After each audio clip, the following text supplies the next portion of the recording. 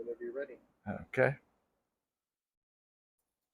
Today I'd like to add to the definition of torture, perhaps for everybody. I wrote a column for an anti-torture group that I'd like to read to you.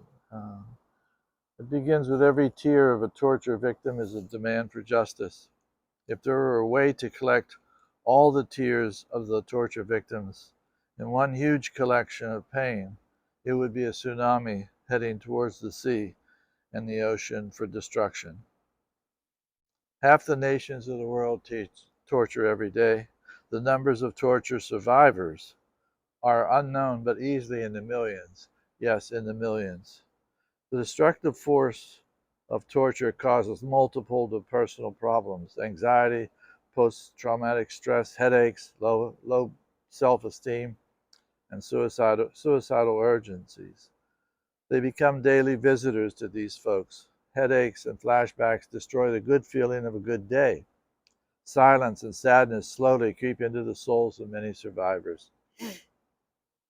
Help is rarely needed and requested. Often the depression that comes as a result of torture makes it difficult to seek help.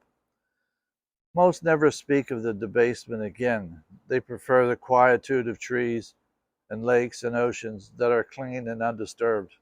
Survivors create their own language, their own culture, and their own ways of coping. They feel it is their secret world. Finding a way out of that culture, that past, and that pain is not easy. In reaction to these worldwide abuses, the artists scramble to find to express an eternal no to this kind of debasement. Salvatore Dali threw paint at his palette to show the torture of Spain. Peter Gabriel wrote and made Stephen Biko come alive with a song. Russian authors wrote books against the gulags and their torture. The photographer sought the perfect image to express the pain of it and was never satisfied, and that they had found it, but they kept trying. Poets like Seamus Heaney worked words into poems to fight back. Human rights groups try to rage but cannot figure out a way to stop these worldwide abuses.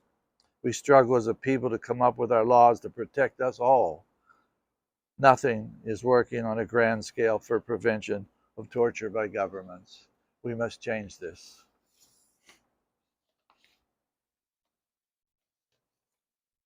Powerful stuff, Jack. Beautiful. Okay.